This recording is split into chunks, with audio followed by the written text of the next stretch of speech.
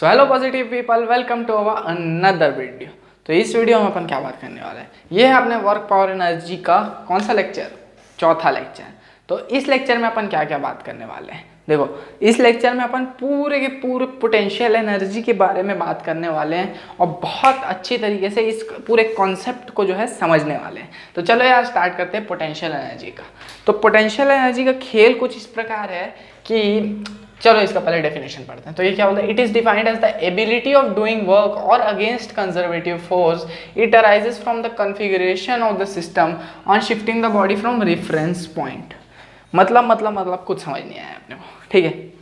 तो potential energy basically वो energy होती है जो अपन किसी भी बॉडी को एक इनिशियल पॉइंट से, उसके रेफरेंस पॉइंट से अगर स्ट्रेच करते हैं या हटाते हैं तो उसमें एक एनर्जी जनरेट हो जाती है। उसी एनर्जी को क्या पोटेंशियल एनर्जी बोलते हैं। चलो अब एक एग्जांपल देता हूँ। मान लेते हैं कि ये एक तीर धनुष है, ऐसे करके, ठीक है। कितना गंदा बना है, बाप रे, ऐसे करके, ठीक। ये अब क्या होगा, यहाँ पे एक तीर धनुष है। अब जो है मैं इसको ऐसे करके खींचता हूँ, ठीक है। अभी क्या है, इसका पोटेंशियल एनर्जी और काइनेटिक एनर्जी दोनों है, ठीक है। अब जो है मैं इसको अगर ऐसे करके खींचा तो इसके अंदर एक एनर्जी जनरेट हो जाएगी, इसके अंदर एक एनर्जी स्टोर हो जाएगी। किसके ऊपर, इस तीर के ऊपर, ठीक है। वो जो एनर्जी स्टोर हुई रहेगी, उसी स्टोर्ड एनर्जी को मैं क्या बोलता हूँ, पोटेंशियल एनर्जी। अच्छा ये बात है, ठीक है। ऐसे करके खींच दूंगा और खींच कैसे रखे रहूँगा तो क्या होगा, उसके अंदर एक एनर्जी स्टोर रहेगी, वो पोटेंशियल एनर्जी है। और जैसे ही मैं वो चीज़ छोड़ूंगा, ठीक है, तो क्या होगा, वो पोटेंशियल एनर्जी जो है काइनेटिक एनर्जी में कन्वर्ट हो जाएगी, ठीक है।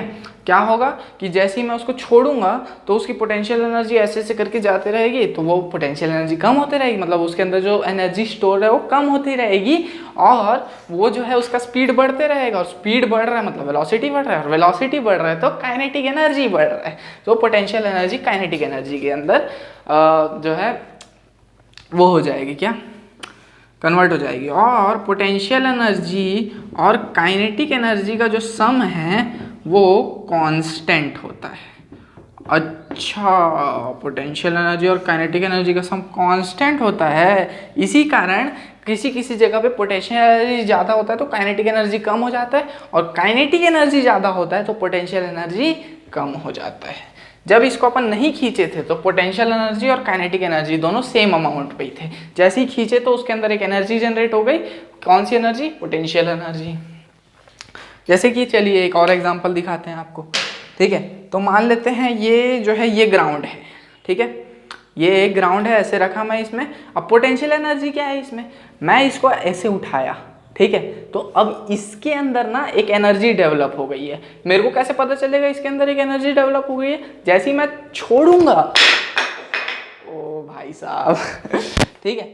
तो जैसे ही मैं इसको छोड़ा तो क्या हुआ, इसके अंदर एनर्जी जो डेवलप हुई थी वो क्या हुई, रिलीज हो गई। तो मतलब मेरे को पता चल गया कि अंदर एक एनर्जी थी जो कि रिलीज हो गई, और जो अंदर एनर्जी रखी हुई थी वो बॉडी, उसी एनर्जी को क्या बोलेंगे, पोटेंशियल एनर्जी। अच्छा अच्छा अच्छा, ये बात है, समझ में आ गया।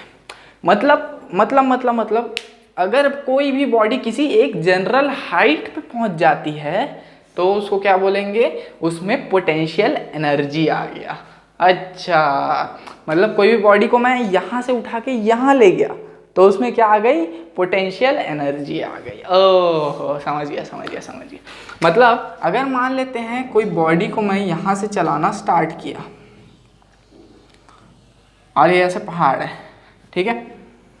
अब मैं पूछूं कि कहाँ पे पोटेंशियल एनर्जी मैक्सिमम होगा, तो तुम लोग यार ऑब्वियसली बोलोगे कि पोटेंशियल एनर्जी तो हाइट पे ही मैक्सिमम होगा, तो यहाँ पे पोटेंशियल एनर्जी मैक्सिमम होगा। अब मैं बोलूँ काइनेटिक एनर्जी कहाँ मैक्सिमम होगा, तो यार काइनेटिक एनर्जी तो मतलब जब वेलोसिटी ज़्यादा होती है तो यहाँ पे जब नीचे आते रहेगा तभी वेलोसिटी ज़्यादा रहेगी, तो यहाँ काइनेटिक एनर्जी मैक्सिमम हो जाएगा। ऐसे करके ये चीज़ वर्क करती है। फिर यहाँ फिर से पोटेंशियल एनर्जी मैक्सिमम हो जाएगा, समझ रहे हो, ऐसे करके। चलिए इसका एक और एग्जांपल देते हैं आपको। Where is my red marker, लाल मार्कर। तो चलो इसका एक और एग्जांपल देता हूँ तुम लोग को। मान लेते हैं फुग्गा, देखिए फुग्गा, ठीक है।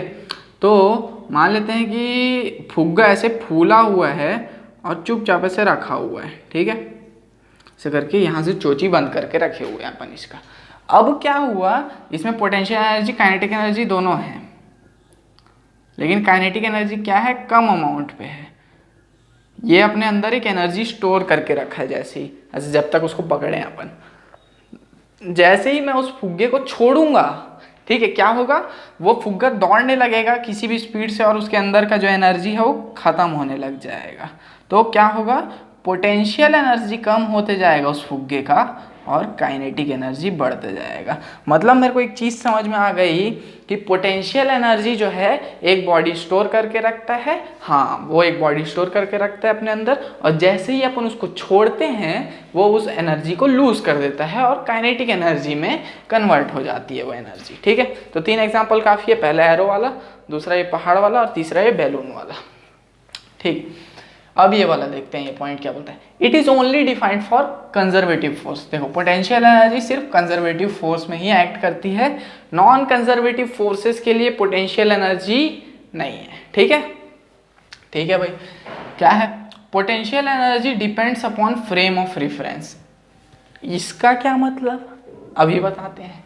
तो देखो मान लेते हैं कि ये है एक ट्रक, ठीक है, ऐसे करके यहां से बाबूराव देख रहे हैं, ये है बाबूराव, यहां रखा है सोने का बैग और ये है राजू, ठीक है, ये है Raju.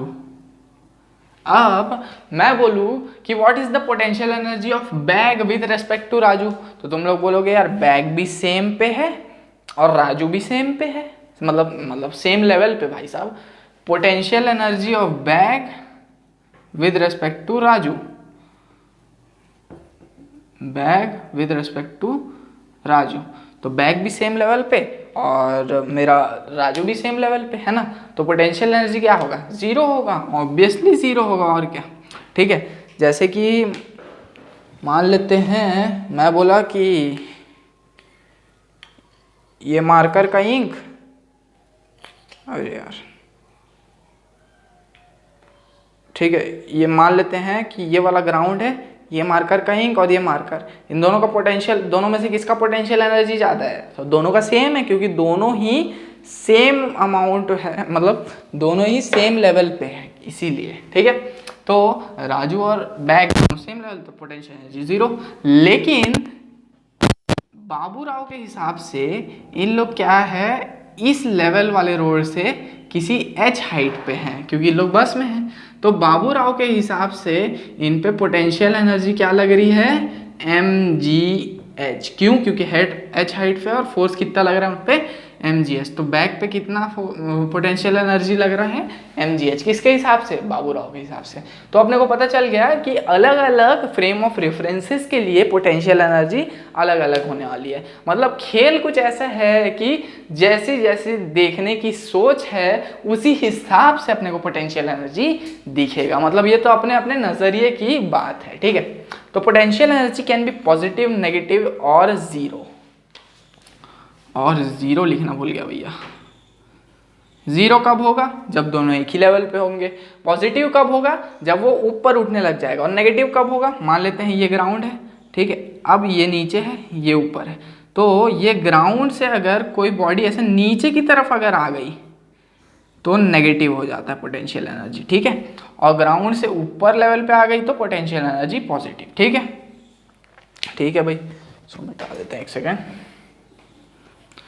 Potential energy, change in potential energy does not depend upon frame of reference. इसका मतलब क्या है, डेल्टा यू, पोटेंशियल एनर्जी को यू से रिप्रेजेंट करते हैं और इसका फॉर्मूला जो है बेसिकली जो होता है वो mgh ही होता है, ठीक है। लेकिन हर बार ऐसा नहीं होता है mgh, कुछ कंडीशन, जैसे स्प्रिंग फोर्स है उसमें क्या होगा, उसमें कुछ अलग होता है, ठीक है। तो delta U change in potential energy does not depend upon frame of reference. इसका क्या मतलब, ये वाला लिए ना अपन, तो बाबूराव के हिसाब से चेंज इन पोटेंशियल एनर्जी क्या होगा बैक का, तो फाइनल में change in potential energy final minus change in potential energy initial. तो चेंज इन पोटेंशियल मतलब ये पोटेंशियल एनर्जी फाइनल क्या होगा इस बैग का, देखो भाई बैग ऊपर या नीचे तो जा रही नहीं है, बैग बस में चुपचाप ऐसे करके जा रही है, मतलब बैग कोई हाइट तो कवर नहीं कर रही है, ना ऊपर जा रही है ना नीचे जा रही है, वो तो एक ही लेवल पे है ग्राउंड से, है ना। तो फाइनली क्या होगा mgh, और इनिशियली तो mgs था ही, क्यों, क्योंकि इनिशियली भी तो h हाइट पे ही था ग्राउंड से वो, इसीलिए ये जो चेंज इन पोटेंशियल एनर्जी 0 हो जाएगा। किसके हिसाब से, बाबूराव के हिसाब से। अब change in potential energy Raju के हिसाब से देखते हैं, ठीक है। तो ये क्या हो जाएगा, u final minus u initial. तो फाइनली कहाँ है राजू, राजू इसको देख रहा है, तो फाइनली इसका पोटेंशियल एनर्जी क्या है 0, और इनिशियली भी क्या था 0। तो ये भी मतलब क्या, change in potential energy Raju के हिसाब से और change in potential energy Baburao के हिसाब से, दोनों के हिसाब से सेम ही आ रहा है। तो मतलब change in potential energy depend नहीं करता किस पे, फ्रेम ऑफ रेफरेंस पे। होप ये एग्जांपल क्लियर होगा, होप ये पोटेंशियल एनर्जी क्लियर होगा। अब जो है अपन आगे की बात करते हैं, ठीक है। तब तक इसको मिटा दो, बबलू चिंटू मिटा दो यार। तो अब बात करते हैं यार टाइप्स ऑफ पोटेंशियल एनर्जी के बारे में, ठीक है। तो पोटेंशियल एनर्जी बेसिकली होते हैं दो टाइप के, पहला होता है ग्रेविटेशनल पोटेंशियल एनर्जी और दूसरा होता है इलास्टिक पोटेंशियल एनर्जी। क्या क्या होते हैं चलो समझते हैं। तो सबसे पहले ग्रेविटेशनल पोटेंशियल एनर्जी देखते हैं। सबसे पहले ग्रेविटेशनल पोटेंशियल एनर्जी, ये बेसिकली क्या होता है कि अगर एक ग्राउंड पे कोई भी एक बॉडी है, ठीक है, अगर मैं इस बॉडी को नीचे लेके जाऊं इस ग्राउंड लेवल के, ठीक है, ऐसे करके, तो यहाँ पे जो पोटेंशियल एनर्जी डेवलप होगा उस बॉडी में है, अब क्यों डेवलप होगा, वो तो ज़मीन पे ही रखा हुआ है, नहीं वो ग्राउंड लेवल से नीचे आ गया है, तो उसमें एक पोटेंशियल एनर्जी डेवलप होगा। और कैसा potential energy, negative potential energy develop होगा इन सब केसेस में, ठीक है। ये ग्राउंड लेवल से नीचे आ गया है तो, और वैसे ही अगर ये ग्राउंड लेवल से ऐसे ऊपर आ जाता है कोई भी बॉडी, तो उसमें एक पॉजिटिव पोटेंशियल एनर्जी डेवलप होता है। और इसी प्रकार के पोटेंशियल एनर्जी जो कि ग्राउंड लेवल से हाइट में वेरी होने के कारण से डेवलप होते हैं, इन्हीं पोटेंशियल एनर्जीज को क्या बोलते हैं, ग्रेविटेशनल पोटेंशियल एनर्जी, ठीक है। तो अगर मान लेते हैं ये h हाइट नीचे गया या फिर ये h हाइट ऊपर गया, ठीक है, तो इस पे जो पोटेंशियल एनर्जी लगने वाला है वो क्या लगेगा, -mgh, ठीक है। और इस पे जो पोटेंशियल एनर्जी लगने वाला है वो है +mgh, समझ गए, इसमें माइनस इसमें प्लस, ठीक है। तो ये जो पोटेंशियल एनर्जीज है ये ग्रेविटेशनल पोटेंशियल एनर्जीज है, ये कॉमन वाले हैं, ठीक है। अब स्प्रिंग का दिखाता हूँ, स्प्रिंग क्या होता है, तो इलास्टिक पोटेंशियल एनर्जी बोलते हैं उसको, इलास्टिक पोटेंशियल एनर्जी। ये होता क्या चीज़ है ये देखते हैं। तो देखो भाई, अगर मैं जो हूँ किसी भी स्प्रिंग को दबाऊंगा तो क्या होगा, ऐसे करके स्प्रिंग जो है वो अगर नॉर्मल फॉर्म में ऐसा है तो दबाने के बाद से वो छोटा हो जाएगा, ऐसे करके दोनों साइड से दबाया तो, ठीक है, ऐसे करके छोटा हो जाएगा इससे करके, ठीक है। अब क्या होगा कि ये स्प्रिंग है, इसको मैं दबाया, ये छोटा हो गया। अब जो है ये स्प्रिंग के अंदर एक पोटेंशियल एनर्जी जो है अंदर एक डेवलप हो गई है, मतलब क्या, एक एनर्जी अंदर स्टोर हो गई है, ठीक है। इसी स्टोर्ड एनर्जी को मैं क्या बोलता हूँ, इलास्टिक पोटेंशियल एनर्जी। अब जैसे ही मैं स्प्रिंग को दबाया हूँ और छोड़ूंगा ना, तो वो जो पोटेंशियल एनर्जी वो काइनेटिक एनर्जी में चेंज होके वो स्प्रिंग जो है फास्ट वेलोसिटी से इधर की तरफ ऐसे जाएगा, दोनों साइड में इलोंगिनेट हो जाएगा, ठीक है। इसी कारण से जो है ये इलास्टिक पोटेंशियल एनर्जी अंदर डेवलप होता है, क्यों, क्योंकि उसको अपन दबा देते हैं, ठीक है। और अंदर डेवलप हो गया, अब इसके अंदर एक डेवलप हुआ है पोटेंशियल एनर्जी, ठीक है, स्टोर हुआ है। अब जैसे ही छोड़ूंगा तो वो पोटेंशियल एनर्जी क्या होगा, काइनेटिक एनर्जी में शिफ्ट हो जाएगा। तो ये जो इलास्टिक पोटेंशियल एनर्जी है इसको अपन यू से भी रिप्रेजेंट करते हैं, ठीक है। ये नेगेटिव होता है वर्क डन के, किस चीज के वर्क डन के, work done in a spring, ठीक है। कैसा स्प्रिंग, मतलब अगर मान लेते हैं ये ऐसा है, ये वर्क इधर अगर अपन फोर्स लगाए, ठीक है, तो और इधर ही डिस्प्लेस हुआ, वो मान लेते हैं एस डिस्प्लेसमेंट हुआ उसमें, तो वर्क डन क्या हो जाएगा, हाफ के एक्स स्क्वायर, ठीक है। एक्स क्या है, मान लेते हैं ये डिस्प्लेसमेंट जो है एक्स है, के क्या है, स्प्रिंग कांस्टेंट है स्प्रिंग का, तो इतना वर्क डन होता है ना, जिसमें माइनस होता है और ये भी नेगेटिव में, क्यों, क्योंकि फोर्स इधर लग रहा है और डिस्प्लेसमेंट इधर हो रहा है, लेकिन रीस्टोरिंग फोर्स पीछे लग रहा है, ठीक है, तो वर्क डन इतना लगता है, ठीक। लेकिन अपना इलास्टिक पोटेंशियल एनर्जी जो है अपन इसी वर्क डन बाय स्प्रिंग का नेगेटिव कर देंगे, तो क्या होगा, elastic potential energy you half K X square, ठीक है, ये अपना इलास्टिक पोटेंशियल एनर्जी हो जाएगा। अच्छा, तो ये बात है, ठीक। तो इलास्टिक पोटेंशियल एनर्जी का फॉर्मूला आ गया एक तो, हाँ तो गया। स्प्रिंग में होता है क्या सिर्फ ये, नहीं, सिर्फ और सिर्फ स्प्रिंग में नहीं होता है, बलून्स में भी इलास्टिक पोटेंशियल एनर्जी ही लगता है, ठीक है, स्प्रिंग में सिर्फ नहीं होता। स्प्रिंग में होता है, बलून में होता है। ग्रेविटेशनल पोटेंशियल एनर्जी सिर्फ ग्राउंड से ऊपर या नीचे ले जाने पे होता है, समझ गए, समझ गए। Both spring give same extension then ratio of elastic potential, मतलब क्या, मतलब अगर दो स्प्रिंग लिया मैं और दोनों का एक्सटेंशन सेम है, मतलब x1 is equals to x2 है, ये कंडीशन है, ठीक है, तो क्या होगा, ठीक, तो क्या होगा, तो देखो u1 बाय u2 इनका रेशियो क्या हो जाएगा, half k1 x square upon half k2 x square, ठीक है, तो एक्स स्क्वायर कट गया, तो यहाँ क्या बचा, k1 बाय k2, ठीक है, ये रेशियो आएगा। अब ये देखते हैं, if both spring extended by same force, अब फोर्स सेम लग रहा है, F1 is equals to F2, ठीक है, तो मतलब K1 x1 is equals to K2 x2, या फिर इसको ऐसे ही बोल सकते हैं, K1 by K2 is equals to x2 by x1, ठीक है। तो इस कंडीशन में रेशियो क्या होगा, u1 by u2 half k1 x1 square, ठीक है, half k1 x1 square by half k2 x2 square, ठीक है, इज इक्वल्स टू क्या आ जाएगा, देखो हाफ से हाफ कट गया, k1 बाई k2 बचा, x1 square x1 by x2 क्या होगा, k2 बाई k1 होगा क्या, और x1 बाई x2 का होल स्क्वायर क्या होगा, k2 बाई k1 का होल स्क्वायर होगा क्या, हाँ, तो यहाँ k1 बाई k2 जो है इनटू ये जो है x1 बाई x2 का होल स्क्वायर लिख सकते हैं इसको, और इसकी जगह मैं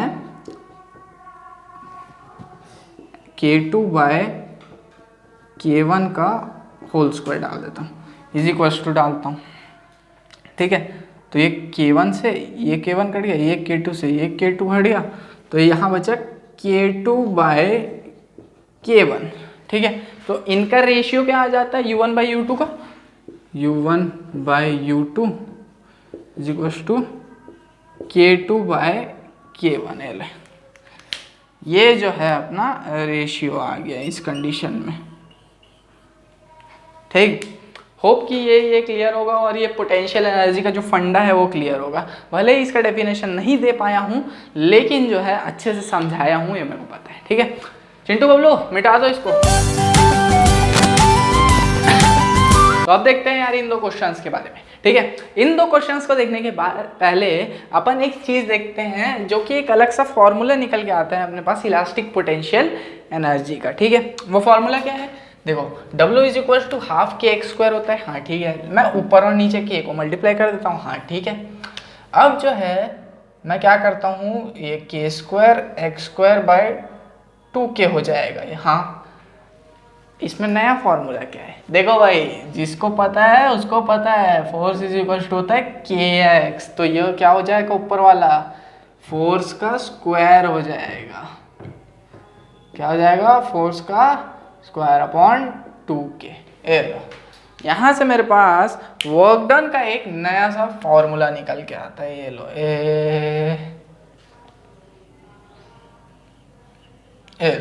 ठीक है, ये वर्क डन का एक नया फॉर्मूला, ठीक। अब जो है मैं क्या करता हूँ, ये जो वर्क डन का नया फॉर्मूला निकला है, अब एक ग्राफ बता देता हूँ जो कि मिस हो गया था मेरे से। ठीक है, कैसा ग्राफ? एनर्जी वर्सेस डिस्टेंस का ग्राफ। ये एनर्जी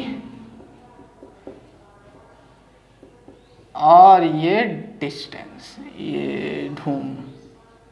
ठीक है, अब मान लेते हैं कि रेड से मैं काइनेटिक एनर्जी बनाता हूँ, तो ये रेड से काइनेटिक एनर्जी, यहाँ काइनेटिक एनर्जी मिनिमम, यहाँ काइनेटिक एनर्जी मैक्सिमम, और यहाँ फिर से मिनिमम। ठीक है, अब क्या होगा, यहाँ जहाँ काइनेटिक एनर्जी मिनिमम है वहाँ पोटेंशियल एनर्जी मैक्सिमम होगा, क्योंकि उसको टोटल एनर्जी कांस्टेंट रखना है। हाँ बिल्कुल, तो देखो यहाँ पे क्या होगा, ऐसे करके ग्राफ बनेगा ये।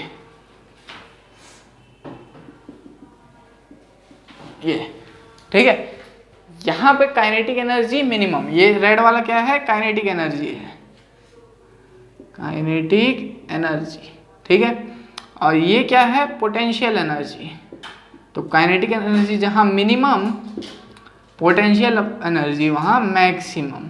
यहाँ काइनेटिक एनर्जी मैक्सिमम, यहाँ पोटेंशियल एनर्जी मिनिमम, फिर से यहाँ पोटेंशियल एनर्जी मैक्सिमम और काइनेटिक एनर्जी मिनिमम। ठीक है, और टोटल एनर्जी का ग्राफ कैसा बनेगा, वो कांस्टेंट ही रहेगा। कैसे? ये सीधा सीधा ग्राफ बनेगा टोटल एनर्जी का, ऐसे करके। ये जो है ये टोटल एनर्जी का ग्राफ है जो सीधा बना है। ठीक है, तो ये है एनर्जी वर्सेस डिस्टेंस का ग्राफ। अब जो है ये एग्जांपल देखते हैं अपन। ये क्या बोलता है, when a spring is stretched 20 centimetre, potential energy stored in it is you potential energy stored हो जाता है उसमें। If the same spring is extended by 5 centimetre, find potential energy stored in it. मतलब मान लेते हैं यू पोटेंशियल एनर्जी स्टोर्ड हुआ कब, जब स्प्रिंग को स्ट्रेच कितना किया, 20 सेंटीमीटर, मतलब हाफ के इंटू एक्स स्क्वायर, मतलब 20 का स्क्वायर। ठीक है, अब अपने को यू डैश निकालना है कब, जब उसको 5 सेंटीमीटर स्ट्रेच करेंगे, 5 का होल स्क्वायर। ठीक है, तो u upon U dash is equal to K into 20 का स्क्वायर बाय के इंटू 5 का स्क्वायर हो जाएगा। ठीक है, तो 20 का स्क्वायर क्या होगा, 20 इंटू 20 अपॉन 5 का स्क्वायर 5 इंटू 5। तो ये कटेगा ऐसे ऐसे ऐसे ऐसे, ऊपर बचेगा 4 इंटू 4 जो कि क्या आएगा 16। तो u is equal to 16 times क्या हो जाएगा, u डैश हो जाएगा। 16 टाइम्स क्या हो जाएगा, एक सेकेंड, 16 टाइम क्या हो जाएगा, u डैश हो जाएगा। ये लो, ये जो है ऐसा आएगा। तो या फिर अपने को तो u डैश निकालना, तो u dash is equal to u by 16। ठीक है, ऐसा करके कुछ होगा। अब देखते हैं ये वाला क्वेश्चन। ठीक है, ये क्वेश्चन क्या बोलता है, two springs of spring constant K1 and K2 are compressed by forces F1 और F2। If potential energy stored in them are equal, find F1 by F2। देखो यहाँ पे पोटेंशियल एनर्जी जो स्टोर्ड हुआ है उनमें वो इक्वल है, और पोटेंशियल एनर्जी का एक चीज यहाँ पे फॉर्मूला निकाले अपन, F²/2K, F²/2K। ठीक है, तो फर्स्ट के लिए क्या होगा, ये F1²/2K1 is equal to F2²/2K2। ठीक है, अब क्या अपने को F1 और F2 का रेशियो निकालना है। ठीक है, तो ये क्या हो जाएगा, F1/F2 is equal to K1/K2। ये F1/F2 का क्या है, होल स्क्वायर। तो ये क्या हो जाएगा, F1/F2 is equal to 1/F2 is equal to √K1/K2। ए लो, नया सा एक फॉर्मूला आ गया। ठीक है, यही निकालने बोला था अपने को रेशियो फोर्स का। ठीक, होप ये क्लियर होगा, होप ये क्लियर होगा, होप ये क्लियर होगा। ठीक है, अब आगे बढ़ते हैं अपन इसको।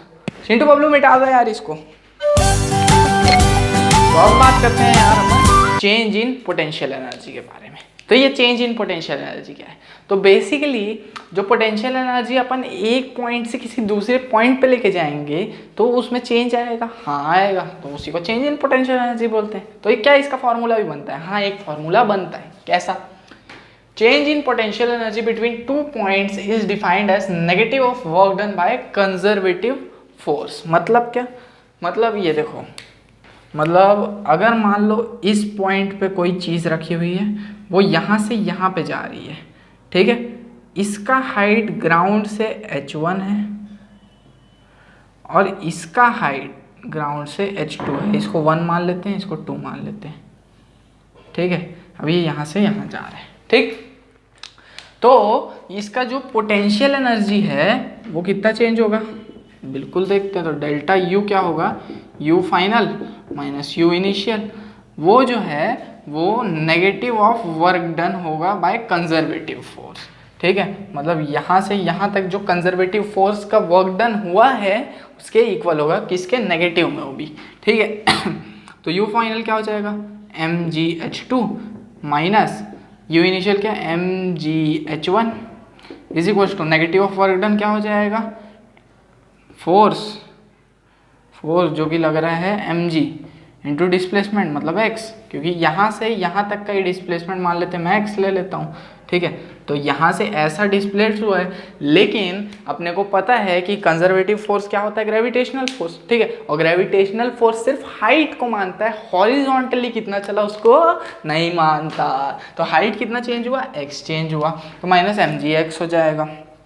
तो यहाँ से mg common, h2 minus h1 is equal to minus mgx।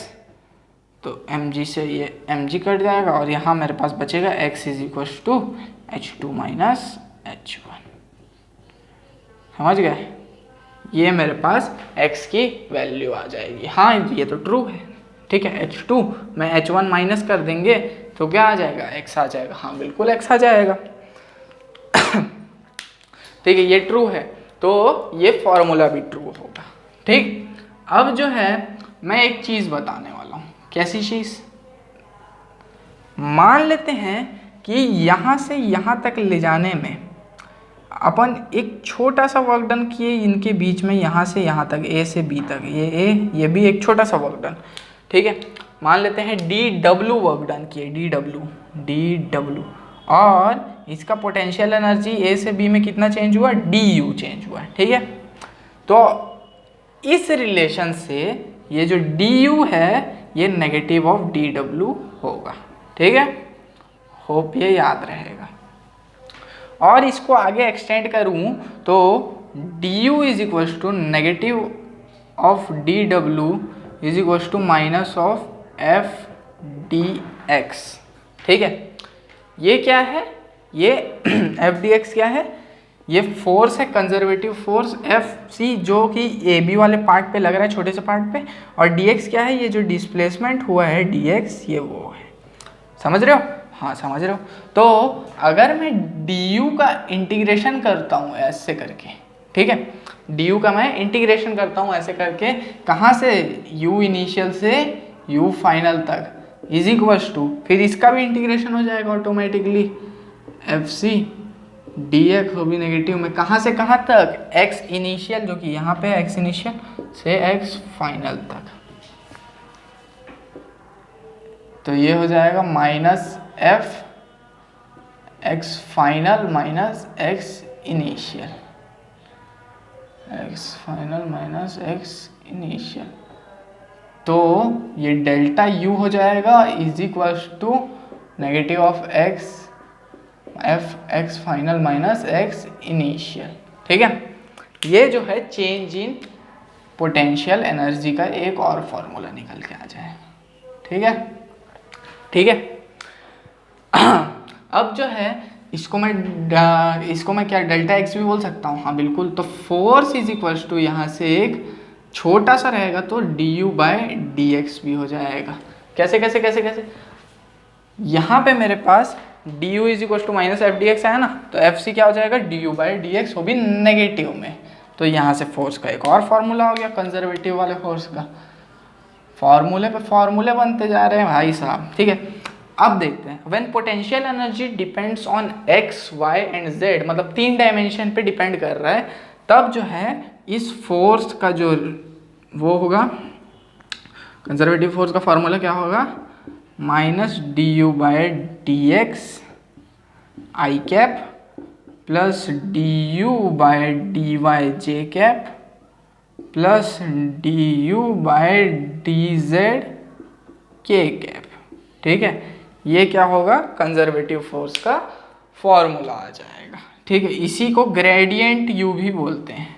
Gradient क्या है, ये तुम लोग फर्स्ट ईयर में पढ़ोगे, ठीक है। इसी को क्या बोलते हैं, एफ सी को, कंजर्वेटिव फोर्स को नेगेटिव ऑफ ग्रेडियंट यू। ये ग्रेडियंट क्या है, ये फर्स्ट ईयर में जान जाओगे। ग्रेडियंट को डेल्टा से रिप्रेजेंट करते हैं और ये होता है D by D X I cap plus D by D Y J cap plus D by D Z K cap. लो, ये ग्रेडियंट बोलते हैं इसको, और conservative force is equals to minus of delta U होता है, ठीक है। होप ये क्लियर होगा, इतना सब कुछ है ना, मेरे ख्याल से तो क्लियर होना चाहिए। ये सब क्लियर होगा, सबका स्क्रीनशॉट मार लो। अब तुमको एग्जांपल दिखाता हूँ। बबलू चिंटू मिटा दो यार इसको। तो अब देखते हैं यार इन 3 एग्जांपल्स को, ठीक है। एक सेकेंड, हाँ ठीक है, चलिए देखते हैं अब इन 3 एग्जांपल्स को। एनर्जी में आ जाओ, कोई लेट के नहीं देखेगा। तो चलो देखते हैं। If a conservative force is given F 2x I cap plus 3y square j cap, find the potential energy A at A if potential energy at 2 is 8 joule, ठीक है। देखो भाई, अपने को क्या बोला है, ये एक पॉइंट दिया है, यहाँ पे पोटेंशियल एनर्जी निकालने बोला है। यहाँ पे जो पोटेंशियल एनर्जी है, मान लेते हैं ये 2 1 है और ये 3 4 है, ठीक है। तो यहाँ पे पोटेंशियल एनर्जी कितना दिया है, 8 जूल। यहाँ पे कितना है निकालना है, ठीक है। तो अपने पास एक सीधा सा फॉर्मूला होता है, U final minus U initial is equals to integration of F dot D X plus integration of F dot D Y. ऐसा करके एक फॉर्मूला होता है क्या, हाँ होता तो है, तो लगा दो और क्या। और यहाँ बाहर में नेगेटिव नेगेटिव पे रहता है, नेगेटिव और इधर भी नेगेटिव, ठीक है। तो x वाले हैं, ठीक है। तो x वाला है तो कहाँ से कहाँ तक, x से x तक। तो इनिशियली 2 1 है, तो 2 1 में x वाला कंपोनेंट कौन सा है, 2, ठीक है। और 3 4 में x वाला कंपोनेंट कौन सा है, 3, तो 2 से 3x में, ठीक है। और y में 2 और 1 में y वाला कंपोनेंट कौन सा है, 1, तो इनिशियली 1, और 3 और 4 में y वाला कंपोनेंट कौन सा है, 4। तो ये इंटीग्रेशन में 1 से 4 तक। अब इंटीग्रेशन कैसे करना है, देखो। तो u final minus u initial में मेरे को 8 जूल दिया हुआ है, ठीक है। अब नेगेटिव ऑफ f, फोर्स को dx के टर्म्स में इंटीग्रेट करना है। तो कौन सा वाला इंटीग्रेट होगा भाई, देखो आई कैप वाला ही इंटीग्रेट होने वाला है। क्यों, क्योंकि dx यहाँ पे आई कैप ही रहता है, ठीक है। तो आई कैप वाला मतलब x वाला कंपोनेंट ही x के साथ जुड़ेगा। तो 2x dx कहाँ से, 2 से 3 तक, negative of force 3y square dy कहाँ से कहाँ तक, 1 से 4 तक, ठीक है। अब u final minus 8 is equal to 2x dx, तो क्या हो जाएगा ये, क्या ये x स्क्वायर हो जाएगा, हाँ नेगेटिव साइड में रखते हैं, ये हो जाएगा x स्क्वायर कहाँ से कहाँ तक, 2 से 3 तक, ये नेगेटिव। ये कितना हो जाएगा, y क्यूब होगा क्या, हाँ कहाँ से कहाँ तक, 1 से 4 तक। तो u minus 8 is equal to क्या हो जाएगा, 3 का स्क्वायर 9 माइनस 4, और बाहर नेगेटिव अलग अलग है, माइनस 4 का क्यूब, 4 इंटू 4 16, 16 इंटू 4 64, 64 माइनस 1, ठीक है। तो ये कितना हो जाएगा, 9 माइनस 4 5, तो माइनस 5 माइनस 63, तो ये माइनस 68। तो u minus 8 is equal to minus 68, तो u is equal to minus 60 joule. ले लो, आया ना, बेहतरीन। हाँ, अभी वाला क्वेश्चन देखते हैं, इसको बाद में देखेंगे, पहले ये वाला देख लेते हैं। इसमें क्या बोला, if a plate of mass m length b and breadth A is initially lying on a horizontal with length parallel to the floor and breadth perpendicular to the floor। मतलब क्या breadth जो है A दिया हुआ है, मतलब ये वाला जो पार्ट है A दिया है, ये वाला जो पार्ट है B दिया है। इसको यहाँ से ऐसे करने में जो है अपने को वर्क डन निकालना है, ठीक है, ऐसे करने में। तो मान लेते हैं, तो अब जो है मैं तुम लोग को एक कंसेप्ट बताने वाला हूँ। कैसा कंसेप्ट भाई? हाँ, मान लेते हैं कि ये जो है ग्राउंड है और इस पे मैं ये वाला एक ब्लॉक रख दिया। अब मैं तुमसे पूछा कि क्या इस ब्लॉक पे कोई पोटेंशियल एनर्जी है, तो तुम लोग बोलोगे नहीं है। क्यों नहीं है? क्योंकि ये ग्राउंड पे रखा हुआ है। लेकिन ऐसा नहीं होता मेरे बेटे, ऐसा नहीं होता यार। कंसेप्ट ये मिसकंसेप्शन है।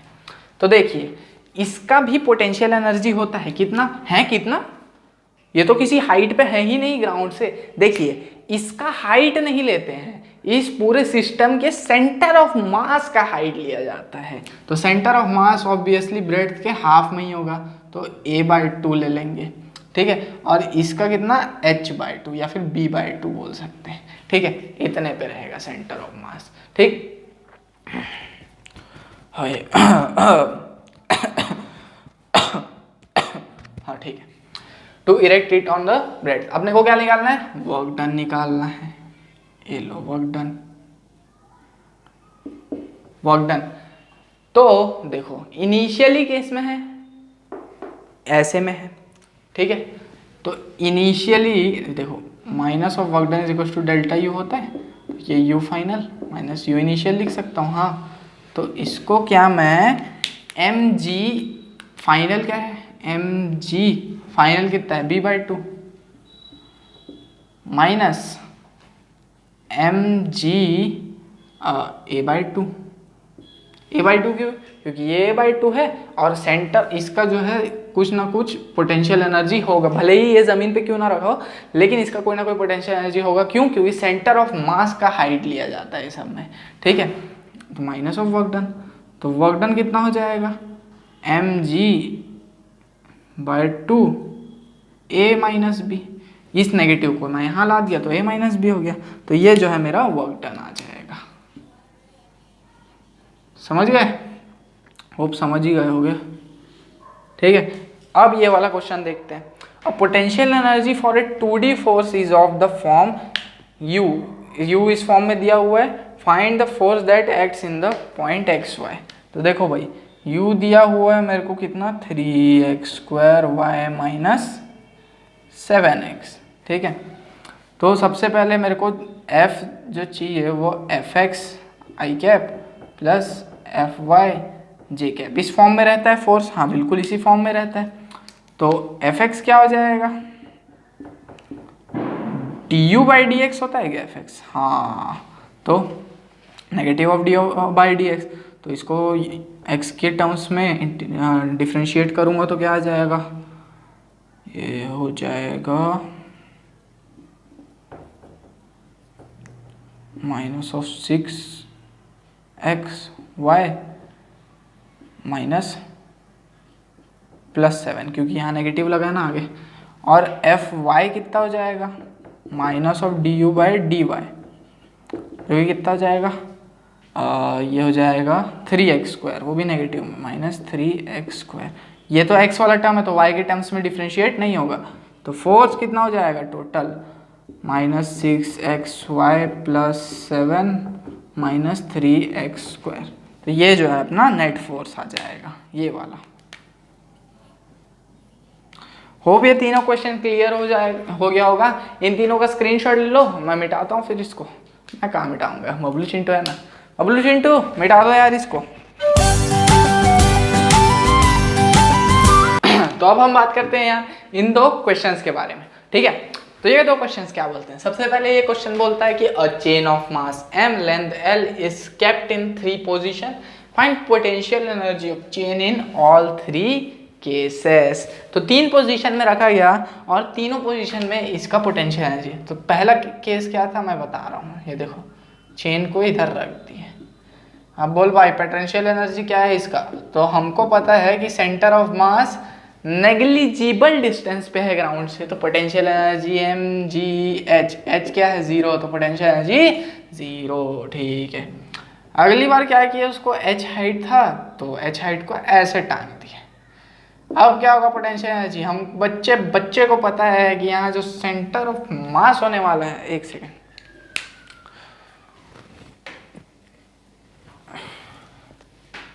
हाँ सेकेंड यही तो बच्चे को पता है कि ये अगर हाइट h है तो इसका जो पोटेंशियल होगा वो इसका सेंटर ऑफ मास होगा, और सेंटर ऑफ मास हमेशा कहाँ होता है, सेंटर पे। ठीक है, तो अगर ये हाइट h है तो ये हाइट h/2 होगा, तो इसका पोटेंशियल एनर्जी mgh/2 होगा। हाँ ठीक है, और तीसरी बार क्या किए, इसको थोड़ा सा ऊपर ले गए h डिस्टेंस चेन को यहाँ से, तो पोटेंशियल एनर्जी कितना होगा, mgh हो जाएगा। ठीक है, इतना सारा क्वेश्चन था ये।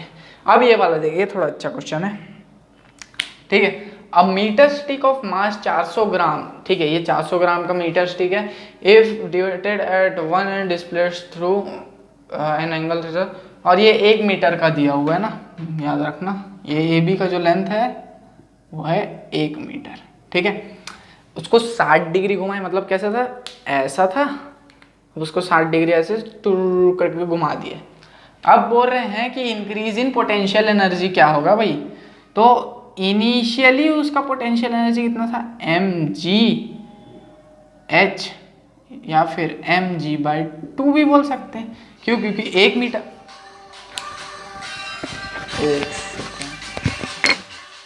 थोड़ा कॉल आ गया था यार। ठीक है, रुक जाओ, चलो अपन कहाँ थे, हाँ, तो इनिशियली इसका पोटेंशियल एनर्जी कितना होगा, इसका सेंटर ऑफ मास जितना दूर होगा, तो इसका सेंटर ऑफ मास कितना दूर है भैया, 1/2 मीटर, तो mgh की जगह क्या डालूंगा, 1/2, और फाइनली इसका पोटेंशियल एनर्जी कितना होगा, फाइनली यहाँ पे पहुँच जाएगा, तो O यहाँ पे पहुँच जाएगा। ठीक है, और B यहाँ पे पहुँच जाएगा। अब इसको यहाँ पे बना लेता हूँ मैं।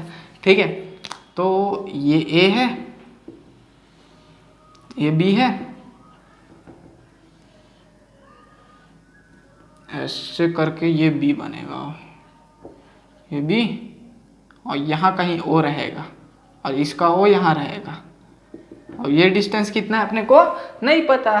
ठीक है, ये डिस्टेंस यहाँ ज़मीन से कितना है, देखो यहाँ तक तो h/2 है, h/2, ये कितना है, ये वाला, ये अननोन हो गया है O का ये वाला डिस्टेंस। ठीक है, तो मैं मान लेता हूँ इसको OE मान लेता हूँ। ठीक है, तो अपने को AE जो है निकालना है, या फिर अपने को OE निकालना है यहाँ पे, तभी अपने को पता चल पाएगा।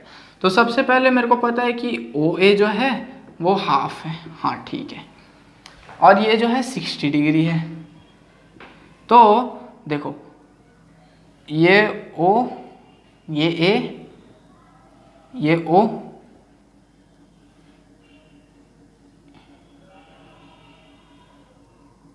और ये वाला जो है यहाँ पे O।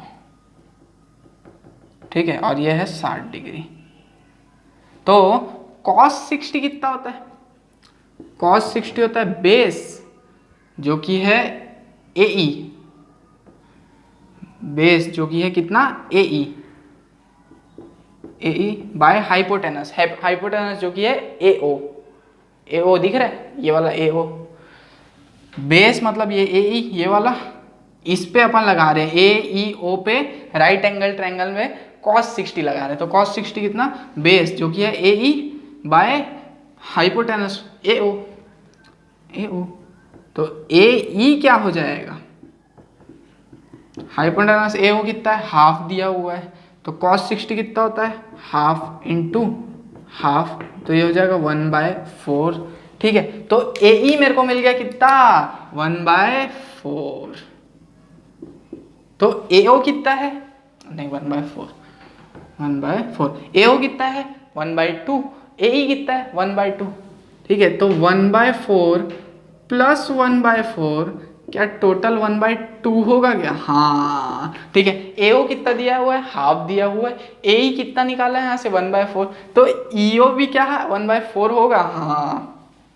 तो अब ये वाले O का जो डिस्टेंस है ज़मीन से वो कितना होगा, ठीक है, तो ये हो जाएगा mg, ठीक है, h/2 प्लस h/4। कैसे कैसे कैसे कैसे कैसे कैसे, ये h/2 जमीन से, ये h/2, अब इतना डिस्टेंस और निकालना है ये O तक का, तो ये तो OE जो है मेरे को मिल गया है h/4। हाँ, तो U फाइनल कितना हो जाएगा mg ये।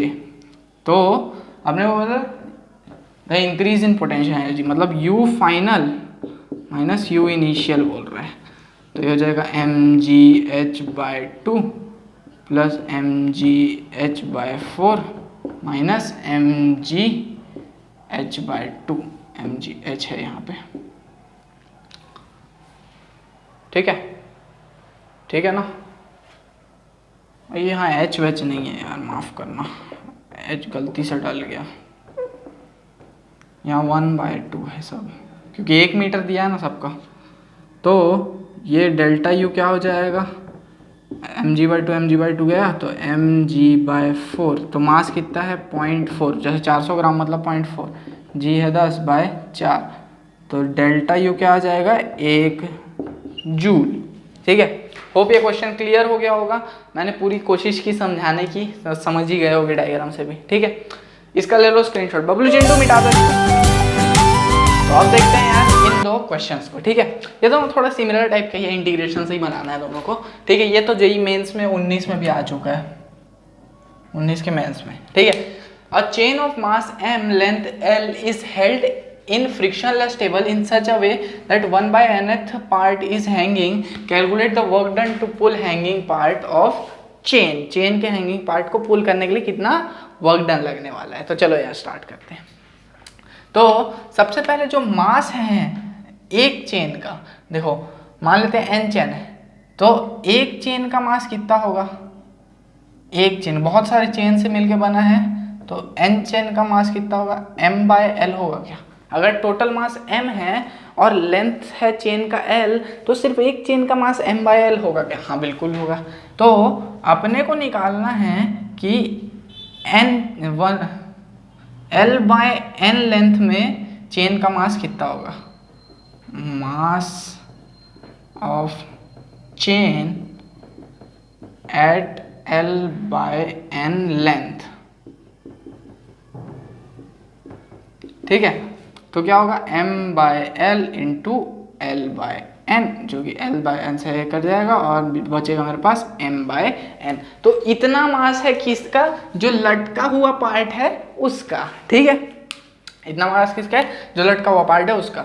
ठीक है भैया, और मेरे पास वर्क डन का फॉर्मूला क्या आता है भैया, तो एक सेकेंड, और ये जो लेंथ है उसका देखो, जैसे पोटेंशियल एनर्जी इनिशियल का फॉर्मूला क्या आएगा मेरे पास, mgh। ठीक है, ये h क्या है, ये h जो है वो सेंटर ऑफ मास का डिस्टेंस है, कहाँ से, ग्राउंड से। अब मान लेते हैं ग्राउंड यहाँ है, तो ये जो हैंगिंग पार्ट है उसका सेंटर ऑफ मास किधर है भैया, उसका सेंटर ऑफ मास होता है यहाँ से, इस ये जो l/n है उसका हाफ, मतलब क्या l/2n में होगा क्या, हाँ क्या यही लेंथ होगा क्या, हाँ ठीक है। तो m कितना है, m/n,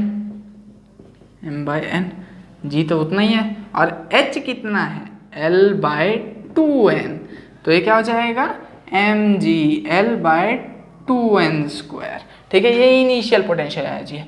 फाइनल पोटेंशियल एनर्जी 0, क्यों, क्योंकि इसको चेन को पूरा खींच लेंगे तो इधर कुछ लटकेगा ही नहीं, तो पोटेंशियल एनर्जी नहीं लगने वाला।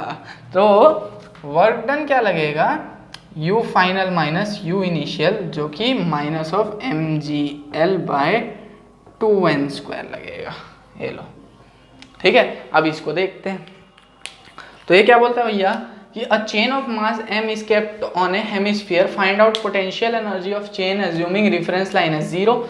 यहाँ पे ये 0 है, 0 पोटेंशियल एनर्जी है, पोटेंशियल 0 पोटेंशियल एनर्जी। अब देखो मान लेते हैं कि मैं एक छोटा सा मास लेता हूँ, इसको dm, ठीक है, और ये dm का जो है एंगल जो है वो है d थीटा। ठीक है, एक छोटा सा मास लिया चेन का dm, उसका छोटा सा एंगल लिया क्या, d थीटा। ठीक है, तो total mass by total angle जो कि π/2 है, मतलब 90 degree angle, is equals to dm/d theta बोल सकता हूँ। कैसे कैसे कैसे कैसे कैसे? ठीक है, देखो मेरी बात सुनो। मान लेते हैं एक जो है मास मेरे पास 100 दिया है और एंगल मान लेते हैं मेरे पास दिया है 10 डिग्री। ठीक है, तो 100/10 कितना हो जाएगा?